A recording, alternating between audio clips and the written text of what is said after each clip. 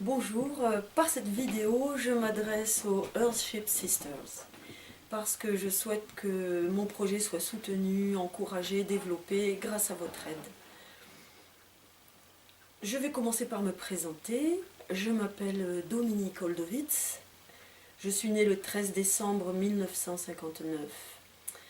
Et voilà, j'ai eu la chance de vivre une petite enfance bien en harmonie avec la nature, parce que nous faisions du camping sauvage avec mes parents, et parce que je vivais auprès d'une grand-mère, née fin 19e, qui avait connu une grande liberté dans son enfance, et qui en avait gardé un grand goût pour donner de la liberté aux enfants, ce dont j'ai bénéficié, et puis qui était l'ami des animaux, voilà, qui était une belle personnalité, qui me racontait aussi beaucoup d'histoires. Par la suite, je suis devenue institutrice et j'ai travaillé dans des projets marginaux avec des enfants gitans et maghrébins où nous faisions avec une équipe des bibliothèques de rue. Et par la suite, après être passée dans divers postes, j'ai eu mes deux enfants. Je me suis arrêtée pendant 5 ans pour m'occuper d'eux. Et nous étions beaucoup dans la nature ensemble. Et j'en ai profité pour faire une formation en pédagogie Steiner qui m'intéressait. Et à la suite de quoi, j'ai été professeure dans une petite école alternative pendant 3 ans.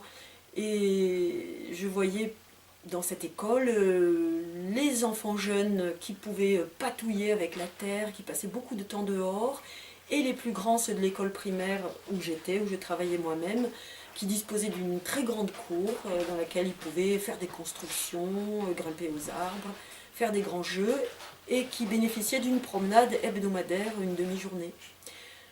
Voilà, pour moi c'était une expérience très riche, et c'était aussi une expérience d'une communauté éducative réunissant des parents et des enseignants. Voilà, ensuite j'ai repris dans l'éducation nationale, non sans mal quand même, et j'ai fait ce que j'ai pu pour emmener mes classes le plus possible jardiner ou faire des sorties à la découverte de la nature. C'était vraiment mon grand bonheur de pouvoir répondre à cette demande des enfants et leur permettre cet émerveillement qu'ils vivent dans la nature. Oui, j'ai travaillé aussi avec l'enfance handicapée pendant 3 ans, que eux aussi donc j'ai conduit dans la nature. Pour moi, ma prise de conscience petit à petit, c'est celle d'une urgence, une urgence par rapport à l'environnement, par rapport à notre planète. Et la réponse que je peux apporter moi à mon niveau, c'est de créer des liens entre les enfants et la nature, que ça devienne une première et fondamentale éducation à l'environnement, ces liens-là. Les enfants grandissent actuellement très enfermés, très nombreux dans les classes, ce qui ne facilite pas les relations et l'épanouissement, privés de contact sensoriel avec la nature, et bon, dans quelque chose que j'estime être un rétrécissement, et grâce à cela, on leur crée de faux besoins de consommation, et on les place devant des écrans le plus souvent, le plus possible. Et je voudrais vraiment réagir par rapport à ça et permettre autre chose. Donc pour cela, j'ai créé pour l'instant ce qui est un concept que j'appelle Titanfnat. Titanfnat, petite enfance en nature. Parce que je suis plus particulièrement centrée sur la petite enfance. Je vis dans un lieu qui est magnifique, qui comporte une grande forêt, des prés, des sentiers, des chemins, et elle est peuplée d'animaux sauvages. Il y a là renards, chouettes, sangliers, enfin bon. Et j'ai aussi l'accès à une petite rivière à peu près à 30 minutes ou un peu plus de marche avec des jeunes enfants. Ce lieu, je voudrais le rendre disponible pour créer une sorte de centre aéré, parce que pour un jardin d'enfants, je pense que ce sera une étape peut-être ultérieure. Un centre aéré sur le modèle des Waldkindergarten allemands, des Forest School anglaises et de la Fédération américaine des écoles dans la nature, dont j'ai oublié le nom. Voilà.